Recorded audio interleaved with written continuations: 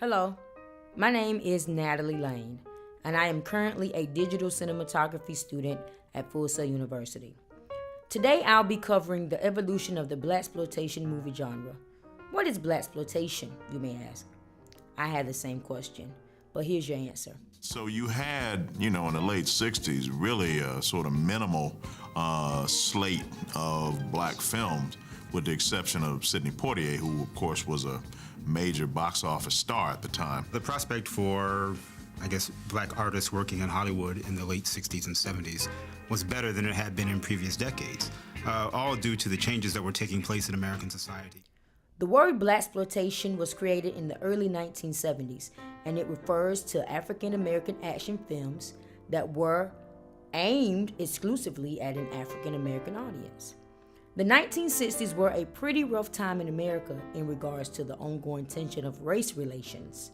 The civil rights movement had begun, and ignoring black society was difficult, even in Hollywood. As black activists fought for freedom, black filmmakers and actors began to gradually enter into Hollywood.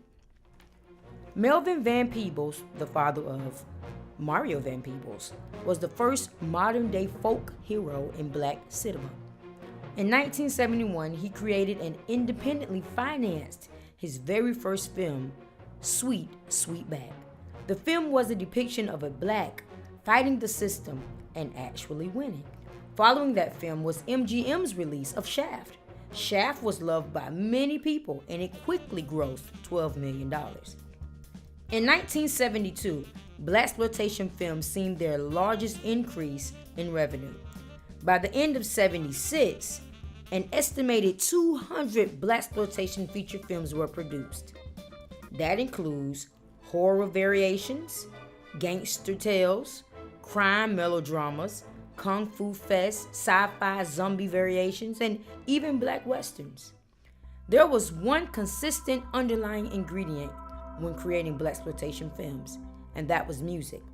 Singers like James Brown, Marvin Gaye, Curtis Mayfield, and Isaac Hayes added extra soul and sophistication to the films. By the mid-1970s, blaxploitation started to receive criticism from black groups, including the NAACP. Within a year, production of blaxploitation films began to die, putting many African American actors and actresses and technicians out of work. The hype was over, and blaxploitation's popularity started to quickly decline. What did blaxploitation really do? Blaxploitation proved that black actors possessed a strong box office appeal, and black audiences were finally able to see the recognition African American actors, directors, and writers deserved and fought for. In closing, though many want to dismiss blaxploitation, the body of work in that era represents one of the most continual periods ever witnessed in Hollywood history of black cinematic productions.